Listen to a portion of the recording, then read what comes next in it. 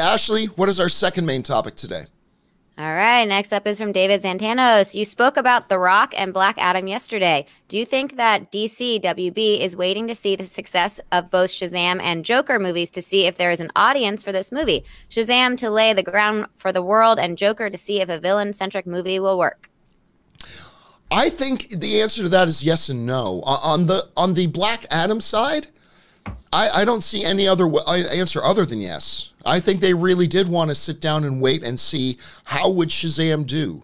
How would Shazam fare? Because, Rob, I just don't see how, if a Shazam movie comes out and completely flops, I don't see how you move forward with the Black Adam at that point. Like, it just doesn't make any sense to move forward with the arch nemesis of a hero when the hero's first movie comes out and falls flat on its face. Now, it looks like Shazam is going to end up being profitable, which is great. But, yeah, I do believe that. I do believe part of Black Adam's fate rests on how well does this movie do.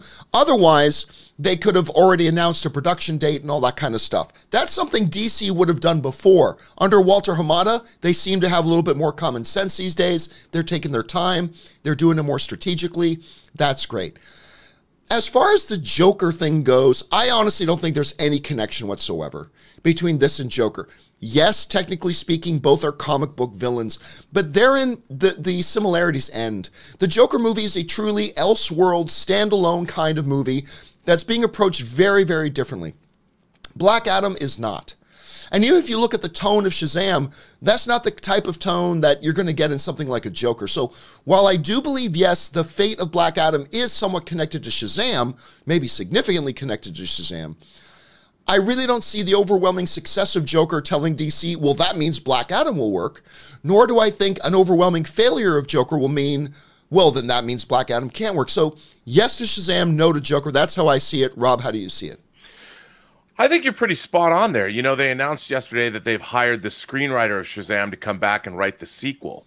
And right. I don't know if that means that Black Adam is in that. It's funny because I don't see Dwayne Johnson playing second fiddle anymore. I mean, he's now a leading man. He's front and center.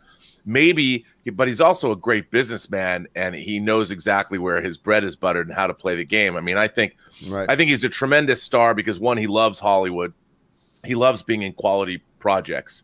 And I think knowing how fans have embraced Shazam, he might come back and do a Black Adam movie because he's the perfect watching him play a villain now, because he's been such the good guy in all these movies. I would love to see him bring back a little of his wrestling persona into the character of Black Adam. And Black Adam is a perfect foil. I mean, it's just like when they brought Sean Bean back as 006 and he turns out to be a bad guy. I love when the good guys turn bad. And I think if they're going to play that and bring Black Adam in, what a great way. That'll get me interested in the Shazam sequel right away. And I think that's a great, great, great idea. But yes, whatever Shazam's box office is going to be is exactly the indicator of whether or not they're going to make a Black Adam movie. Absolutely. Joker, I don't think, like you said, has anything to do with it, because a Joker movie is it's completely unto itself.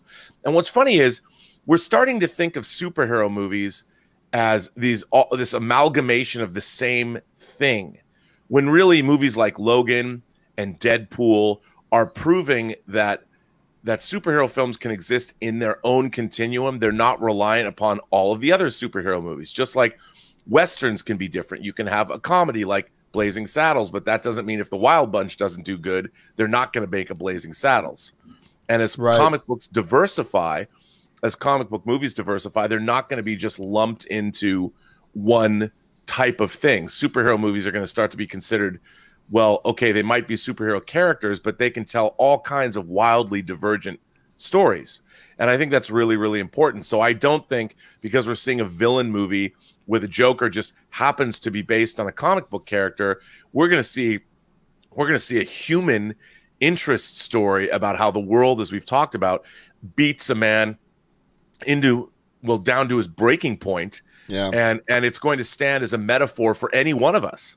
Any one of us, as you've said so many times, one bad day can send us over the edge, like Michael Douglas's character defends in Falling Down, because that was his license plate. And he never had a name.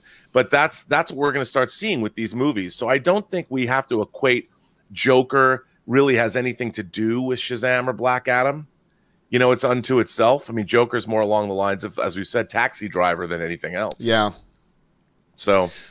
Yeah, and what was the one thing, Harvey, you're talking about the good guys going bad. What's that Harvey Dent said? You either live long enough, you live long enough to be what you either die the hero or you live long enough to see yourself become the villain. Yeah. There you go. That kind of the way it works out. Exactly. I mean, what happened to Harvey Dent? Look what happened to him. One bad day, he loses half his face and his lady love and his sanity.